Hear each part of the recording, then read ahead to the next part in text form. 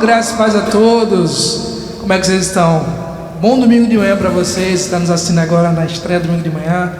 Bom sábado à tarde, quarta à noite, sei lá qual dia que você está acompanhando esse culto. Independente do dia, do horário, é um prazer enorme poder estar aqui cultuando com vocês, louvando e engrandecendo o nome do nosso Deus, juntamente com a amada igreja que está aí online, do outro lado da tela, glorificando o nome do nosso Deus. Hoje temos a alegria de poder louvar o Senhor com a nossa irmã Mônica, com o Alisson, com o Léo, com a Juliana que está aqui nos bastidores, podendo também servir ao Senhor com alegria no coração dela. Então, somos gratos a Deus pelo privilégio que temos de estar aqui louvando o nome dEle, exaltando o nome dEle e podendo glorificar com canções e com a exposição da palavra. Vamos orar. Queria pedir que Mônica nos levasse a Deus em oração, agradecendo ao Senhor por esse privilégio que temos de estar aqui. Querido Deus, obrigada, Pai amado, pelo Teu tão grande amor por cada um de nós. Nós Te louvamos por Tua palavra que nos sustenta a cada dia, Senhor. E nesses momentos tão difíceis, não tem sido diferente. Nosso coração transborda de alegria e de gratidão por quem Tu és e por tudo que Tu já fizeste e continuas fazendo, Senhor, por cada um de nós. Te louvamos por esse momento ímpar, onde nós temos de Te louvar, de Te engrandecer. E enquanto estamos distantes, em Ti nós estamos unidos, Senhor, pelo Teu amor. Te louvamos pelas condições que o Senhor nos dá de minimizar essa distância, Senhor, através desse culto. Que Teu nome continue sendo engrandecido em nossas vidas hoje e para todo sempre, porque Tu és e sempre serás merecedor de toda a honra, toda a glória e todo o louvor. Te damos graças por tudo, no nome santo do Senhor Jesus. Amém.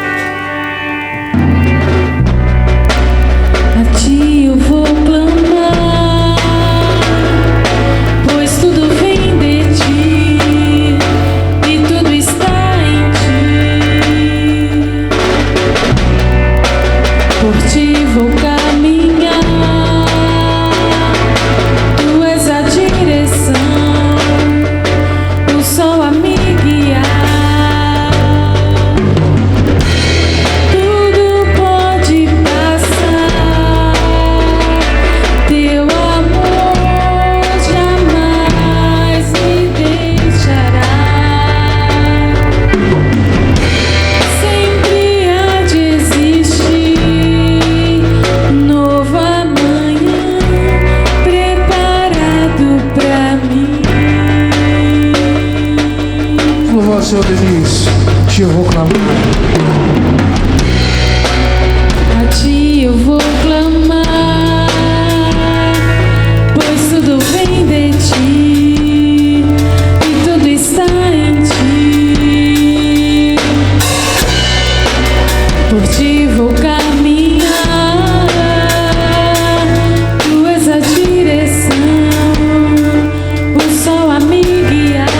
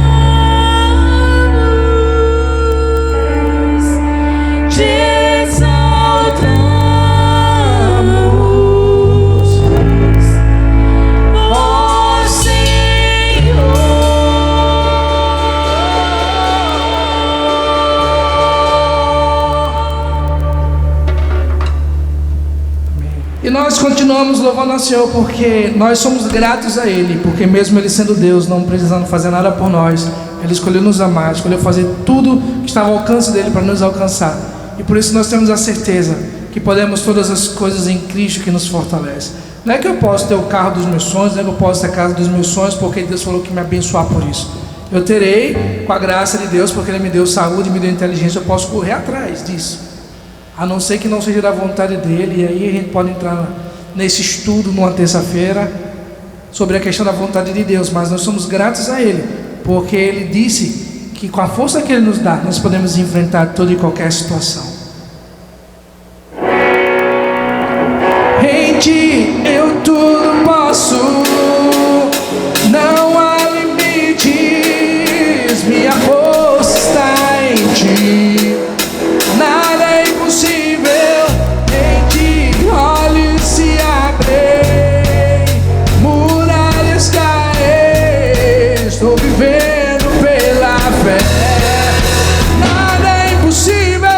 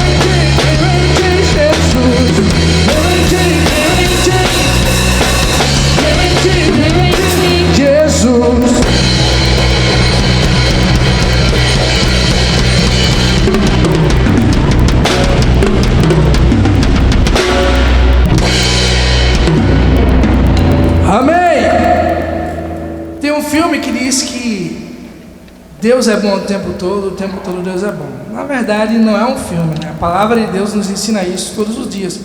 Mas às vezes nós precisamos ouvir as verdades que já conhecemos para poder aplicar em nossas vidas. Nós sabemos que Deus é bom e que a sua misericórdia dura para sempre. Mas precisamos entender e aplicar isso na nossa vida, independente das coisas que nos acontecem, independente de pandemia, independente de doenças, independente de ter ou não ter as coisas. Nós temos que entender que devemos ser gratos a Deus o tempo todo, porque Ele é bom o tempo todo, mesmo quando o tempo não é bom, Ele continua sendo bom.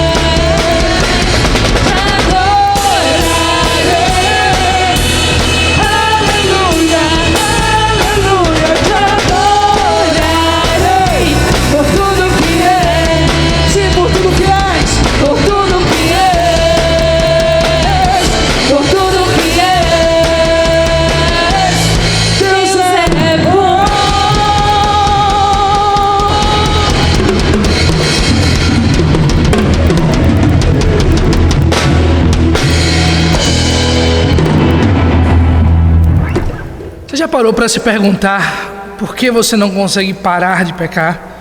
Eu gostaria de trazer uma breve reflexão nesse momento, para que a gente possa pensar, refletir a respeito da vontade de Deus sobre esse assunto.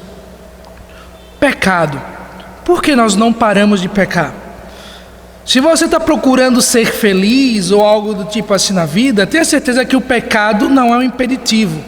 Pelo contrário, muitas pessoas pecam para ser felizes. Afinal de contas, a felicidade muitas vezes é a satisfação dos desejos da carne.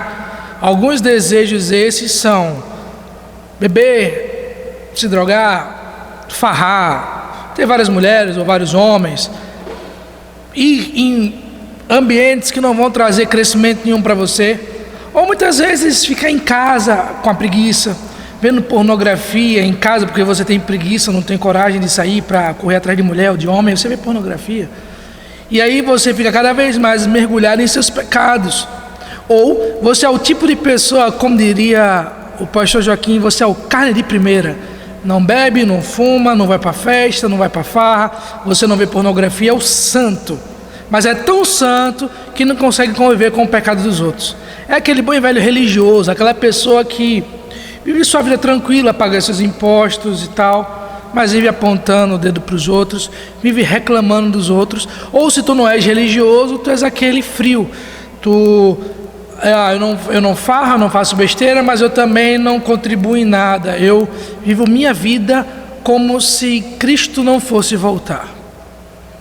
E infelizmente muitas pessoas vivem em busca dessa felicidade, quando na verdade a única alegria, a plena satisfação está em Cristo Jesus. Peço que os irmãos estejam orando por nós, por mim, por esse ministério aqui na igreja do Ibura, na cidade de Recife, em Pernambuco, porque nós realmente desejamos levar esse evangelho à luz dessa mensagem tão maravilhosa àqueles que precisam. Mas sabemos que o evangelho, ele confronta o nosso pecado, confronta o nosso estado.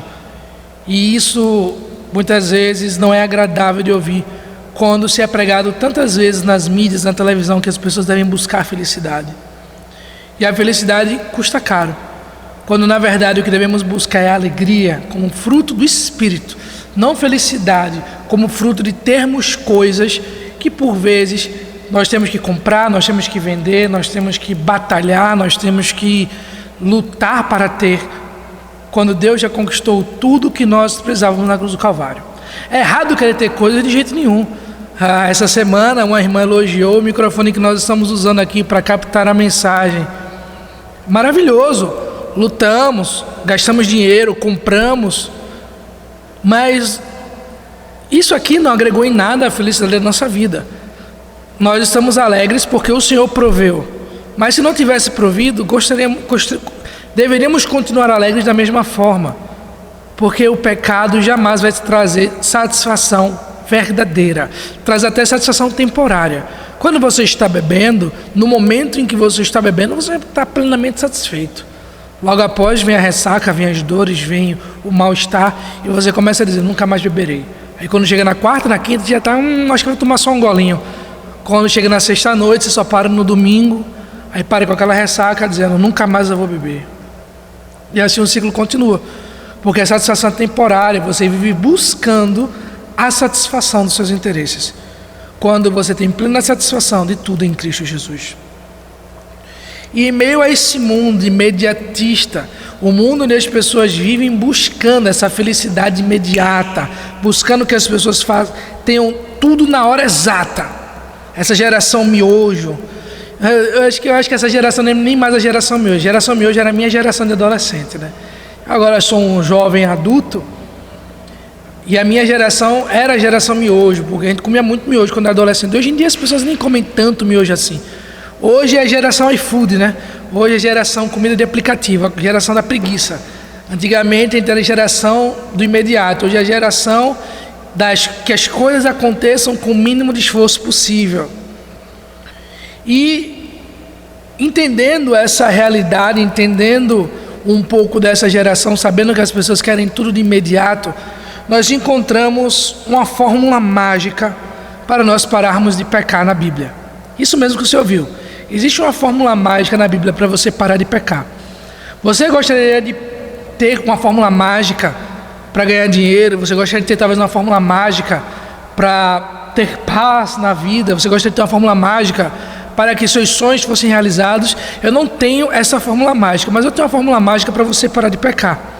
E para quem gosta de matemática, a fórmula é essa aqui, ó. V é igual a G ao quadrado mais M vezes EA. V é igual a G ao quadrado mais M vezes EA.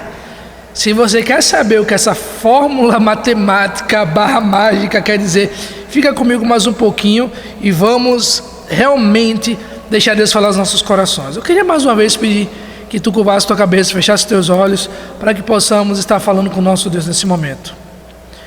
Pai, te louvamos e te agradecemos por tua graça, por tua misericórdia, por tua fidelidade. Queremos clamar a ti que tu continues a falar aos nossos corações, como já tens feito até agora, por meio das canções, agora também pela exposição da tua palavra. Que o teu Espírito, ó Deus, ache espaço em nós, para que tu sejas engrandecido em tudo o que viemos a fazer. Te oro, te louvo e te agradeço por tudo. É que eu te oro e te agradeço. Em nome santo do Senhor Jesus. Amém. Convido você a abrir sua Bíblia em Romanos capítulo 6, versículo 1 a 4. Vamos encontrar essa fórmula mágica na palavra de Deus. Vamos ler juntos? Que diremos então? Permaneceremos no pecado para que a graça abunde? De forma alguma. Como nós que estamos mortos para o pecado, viveremos ainda nele? Não sabeis que todos os que fomos batizados em Jesus Cristo fomos batizados na sua morte? Portanto, fomos sepultados com ele para a morte pelo batismo, para que assim como Cristo foi ressuscitado dentre os mortos pela glória do Pai, assim também nós andemos em novidade de vida. A Bíblia diz que nós já temos a vitória sobre o pecado, porque Cristo venceu o pecado e venceu a morte, quando ele ressuscitou ao terceiro dia após a sua crucificação. E se estamos em Cristo, nós também já temos essa vitória. Só que nós devemos entender aquela fórmula mágica para usufruirmos e vivermos essa vitória que temos sobre o pecado. V é igual a G ao quadrado mais M vezes EA. V é a vitória. Vitória é igual a G ao quadrado. Eu gostaria de trazer para você o que é esse G ao quadrado. Por que G ao quadrado? A primeira parte dessa fórmula mágica para usufruirmos da vitória contra o pecado é a graça mais que abundante. Por isso que ela é G ao quadrado, por isso que a graça vezes graça. Romanos capítulo 6, versículo 1 diz: que diremos, pois, permaneceremos no pecado para que a graça superabunde? Nós vimos que a graça abundou onde abundou o pecado. Nós vemos que o versículo 20 de Romanos capítulo 5 diz isso. Além disso veio a lei para que a transgressão abundasse, mas onde abundou o pecado, superabundou a graça. G ao quadrado, graça vezes graça. Por que nós devemos continuar pecando para que a graça superabunde? Nós não devemos continuar pecando. A graça, ela superabunda em meio ao nosso pecado, independente do que nós fazemos, porque Deus é um Deus de graça. Nós estamos vivendo a dispensação da graça, onde Deus não está levando em conta os nossos pecados, se nós estamos em Cristo. Mas isso não é uma liberdade para pecar. Não poderia haver vitória sobre o pecado se a nossa fonte de perdão fosse limitada. Afinal de contas, nós não paramos de pecar até o resto das nossas vidas. Quer dizer que nós deveríamos pecar até o resto das nossas vidas? Não.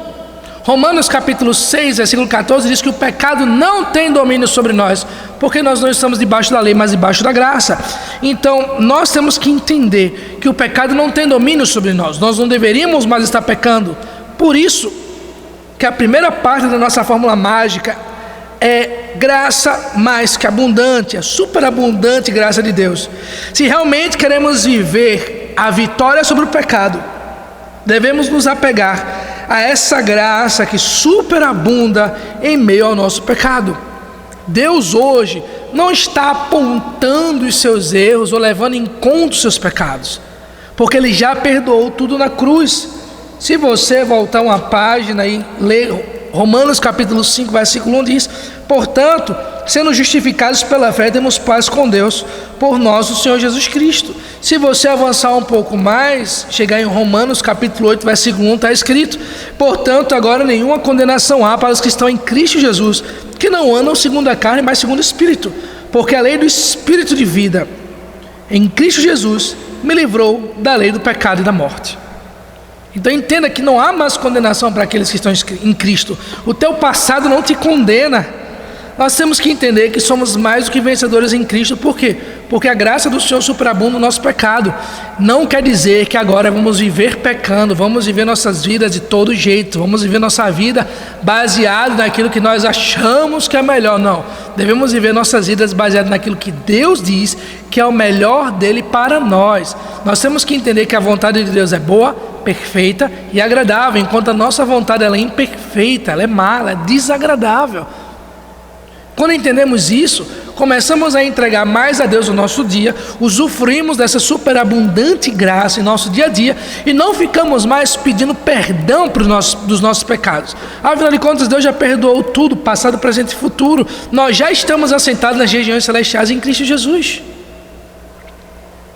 Então, não peça perdão, agradeça o perdão que você já tem, busque forças no Senhor e deixe Deus te usar poderosamente no dia a dia.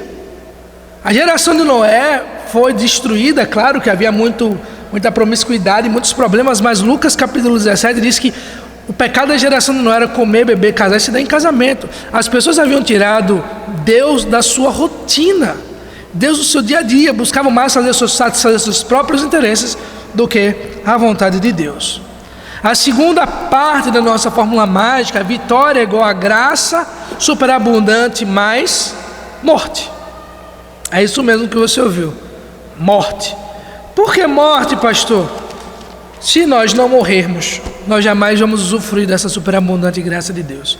A graça de Deus, ela superabunda em meio ao nosso pecado, mas você e eu só somos alcançados com essa graça quando nós cremos em Cristo como nosso único e suficiente Salvador e entendemos que fomos crucificados com Ele, fomos sepultados e fomos já ressuscitados com Ele. Quando é que isso aconteceu? No exato momento que eu criei em Cristo como meu único e suficiente Salvador. Vamos ler Romanos capítulo 6, versículos 2 e 3. De forma alguma, como nós que estamos mortos para o pecado, viveremos ainda nele. Não sabeis que todos que fomos batizados em Jesus Cristo, fomos batizados na sua morte. Ah, pastor Lucas, as igrejas da graça, não a internacional da graça, mas as igrejas da graça, do evangelho da graça, a bíblica da graça, elas não batizam com águas. Sim, nós não batizamos com águas, porque nós cremos que existe um só batismo, e esse batismo ele é espiritual e não físico. E não é certo dizer que nós não cremos no batismo. Nós cremos sim no batismo, que eu acabei de falar, o um só batismo que está lá em Efésios capítulo 4, do versículo 4 até o versículo 6. E esse batismo acontece no exato momento que nós cremos. Quando nós cremos em Cristo como nosso único e suficiente Salvador, o Espírito Santo nos coloca em Cristo, nós estamos em Cristo. 2 Coríntios 5,17 diz que se alguém está em Cristo é nova criatura. Nós somos novas criaturas por estarmos em Cristo. Todas as nossas bênçãos estão em Cristo. Nós lemos aqui que nós somos justificados por nosso Senhor Jesus Cristo. Nenhuma condenação há para aqueles que estão em Cristo. Se você ler Efésios capítulo 1, versículo 3, diz: bendito Deus e Pai de nosso Senhor Jesus Cristo, o qual nos abençoou com toda a sorte de bênçãos espirituais nos lugares celestiais em Cristo. Tudo que temos e tudo que somos é por estarmos em Cristo. E se estamos em Cristo, o processo, o ritual espiritual para estarmos em Cristo é o batismo. E esse batismo não dependeu de nós, não é ritualístico, não é uma obra, é aquilo que Deus fez por nós na cruz do Calvário por meio de Cristo Jesus. E a fé nele nos identifica. Por isso que nós somos batizados na sua morte. Nós não fomos batizados nas águas, e nem em nome do Pai, do Filho e do Espírito Santo. Nós somos batizados na sua morte. Como é que eu fui batizado em Cristo na sua morte? Quando eu criei nele como meu único e suficiente Salvador. Para usufruirmos da vitória contra o pecado, precisamos viver como mortos. Vivos, mas mortos. Não mortos vivos, mas vivos, porém mortos. Vamos ler Romanos capítulo 6, versículo 11, que ele vai explicar um pouco melhor. Assim também vós considerai-vos mortos de fato para o pecado, mas vivos para Deus em Jesus Cristo nosso Senhor. Olha aí mais uma vez, estamos vivos para Deus em quem? em Jesus Cristo nosso Senhor. Então eu estou vivo, mas morto. Eu não estou morto, mas vivo. Eu estava morto, mas vivo quando eu não era cristão. Eu estava morto para Deus e vivo para o pecado. Mas agora que eu estou vivo para Deus e morto para o pecado, eu sou um vivo morto. E eu queria fazer uma analogia aqui para você, ver se você entende um pouco melhor o que eu estou querendo dizer. Se eu tomar um tiro, imagina que alguém entra aqui na igreja, vem me dar um tiro e eu morro. Será que depois que eu morrer, eu teria alguma condição ou teria alguma possibilidade de continuar comendo? Sei lá, um McDonald's ou uma salada, sei lá, para quem gosta de salada e para quem gosta de hambúrguer, uma pizza. Eu morri. E eu, como morto, posso comer? Eu acho que essa resposta é bem óbvia. E nós entendemos que, como um morto, eu não tenho condições de usufruir mais dessa vida. Eu morri. Eu não posso comer, eu não posso gastar dinheiro, eu não posso dormir e acordar, eu não posso fazer exercício, porque como morto, eu morri. Estou morto. Não tenho mais condições de me mexer. É a mesma coisa para o pecado. A fórmula mágica, a segunda parte dessa fórmula mágica é entender que nós morremos para o pecado. Nós morremos. Romanos capítulo 6, versículos 12 e 13, nos traz algumas recomendações a respeito disso. Diz o seguinte: não reine, portanto, o pecado em vosso corpo mortal, para lhe obedecerdes em seus desejos, nem tampouco apresenteis os vossos membros como instrumentos de iniquidade ao pecado, mas apresentai-vos a Deus como vivos dentre os mortos, e os vossos membros como instrumentos de justiça a Deus. Porque o pecado não tem domínio sobre vós, pois não estáis debaixo da lei, mas debaixo da graça. Como eu posso pecar se eu estou morto para o pecado? Como eu posso ir para a academia, correr? Ir para a academia eu não posso por causa da pandemia, mas como eu posso correr na rua? Como eu posso comer? Como eu posso, sei lá, fazer qualquer coisa se eu estou morto para essa vida? A mesma coisa com relação ao pecado. E a terceira parte, que é para mim uma das mais interessantes e que por vezes nós negligenciamos, apesar de ser óbvio, nós encontramos que V, vitória, é igual a G ao quadrado mais M vezes EA. G é graça ao quadrado, né? Graça superabundante, mais morte, vezes entendimento e aplicação. Irmãos, essa é a parte mais óbvia, porém mais negligenciada. O que tem de pessoas que leem esse texto e entendem, dão glória a Deus, mas esse texto não muda nada o dia a dia delas. Quantas pessoas leem, passam por esse texto, falam que texto maravilhoso, que texto libertador, mas ainda assim elas continuam escravas de suas práticas, escravas de seus desejos. Nós nunca vamos viver essa vitória sobre o pecado se nós não entendermos e aplicarmos no nosso dia a dia essas verdades. Nós não devemos cometer o mesmo pecado da geração de Noé. Nós não podemos cometer o mesmo pecado de Sodoma e Gomorra. Lucas 17 diz a mesma coisa. Cara, por mais que a Bíblia diga que havia sodomias e imoralidades sexuais dos homens desejando os anjos que foram falar com Ló, por mais que houvesse isso, Lucas não relata a imoralidade sexual. O grande pecado de Sodoma e Gomorra foi comer, beber, casar, se dar em casamento e fazer negócio, até que choveu fogo do céu e matou a todos. Meus irmãos, quando eu aplico esse ensinamento na minha vida, eu ando em novidade de vida. Eu não sou mais quem eu era, não sou mais eu quem vivo, mas é o Senhor que vive em mim. Romanos capítulo 6, versículo 4 diz: portanto, fomos sepultados com Ele para a morte pelo batismo, para que assim como Cristo foi ressuscitado dentre os mortos pela glória do Pai, assim também nós andemos em novidade de vida. Deus não nos chamou, Deus não derramou da sua graça superabundante, Deus não nos dá a oportunidade de morrermos para o pecado, para que nós vivamos nossas vidas segundo nossa maneira de viver. Eu acho que assim é melhor, eu acho que daquele jeito é melhor. Não é o jeito que eu acho, é o jeito que Deus diz, como Deus diz que será. Irmãos, existe muito achismo, aquilo que eu penso, aquilo que eu entendo, aquilo que eu creio, quando aquilo que Deus diz tem sido colocado de lado. Efésios capítulo 4, versículo 1, O apóstolo Paulo, ele roga para que nós entendamos o que ele quer falar para nós. Efésios 4:1 diz: rogo-vos, pois eu, preso do Senhor, que andeis como é digno da vocação com que fostes chamados, com toda humildade, mansidão, com longanimidade, suportando-vos uns aos outros em amor, procurando guardar a unidade do Espírito pelo vínculo da paz. Quem é você e quem sou eu no nosso dia a dia? Por isso que vezes é A e não mais é A. A fórmula mágica da vitória sobre o pecado é superabundante de graça, mais morte.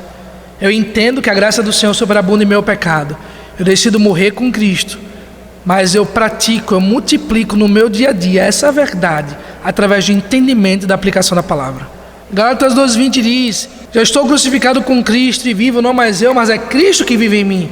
E a vida que agora eu vivo na carne, eu vivo pela fé, eu vivo pela fidelidade do Filho de Deus que me amou e se entregou a si mesmo por mim. Não é por sermos bons ou merecedores de nada, é a superabundante graça de Deus que nos capacita a uma vida nova. Gálatas 5:22 e 23 diz que o fruto do Espírito é amor, alegria, paz, longanimidade, benignidade, bondade, fidelidade, mansidão e domínio próprio. Contra essas coisas não há lei. É o fruto do Espírito, não é o nosso fruto. Se você quiser olhar qual tipo de fruto você pode produzir, leia os versículos anteriores, fala das obras infrutuosas da carne. É aquilo que você e eu podemos produzir. Deus não quer que você se esforce para ser alguém melhor. Deus quer que você permita que Ele lhe torne alguém diferente. Ele é poderoso para fazer tudo muito mais abundantemente além daquilo que pedimos ou pensamos, segundo o poder dele que em nós opera. E eu gostaria de deixar para vocês um último versículo que eu creio que é um dos meus versículos favoritos. Filipenses 1:20, que diz que segundo a minha intensa expectativa e esperança de que em nada serei confundido, antes com toda a ousadia Cristo será tanto agora como sempre engrandecido no meu corpo, seja pela vida ou seja pela morte. Com que autoridade Paulo declarou para todas as gerações pós ele que leriam esse versículo, que ele tinha plena convicção e certeza de que em nada ele seria envergonhado, antes Cristo seria tanto agora como sempre engrandecido no corpo dele, seja pela vida ou seja pela morte. Quantos cristãos têm medo da morte? Como já falei para vocês, já confessei que eu tenho medo do processo, eu tenho medo de morrer. A morte eu não tenho medo, porque eu sei para onde eu vou, eu sei em quem tenho crido. Porém, eu não deveria nem ter medo da morte. Paulo sabia que enquanto ele pregasse e falasse de Cristo, ele estaria sofrendo ameaça de morte. Tanto é que, mais ou menos no ano 68, ano 69 depois de Cristo, ele morreu. Ele foi decapitado em Roma, logo após escrever a sua carta de 2 Timóteo. Porém, ele não temeu a morte, ele continuou pregando, ele continuou falando. E mesmo quando todos viraram as costas para ele, como ele fala em 2 Timóteo capítulo 4, todos me abandonaram, ele continuou pregando, em tempo e fora de tempo. Ele continuou aplicando na sua vida todo o entendimento que ele tinha da vontade de Deus, para que esse entendimento aplicado tornasse testemunho vivo do quão grande e maravilhoso é o nosso Deus.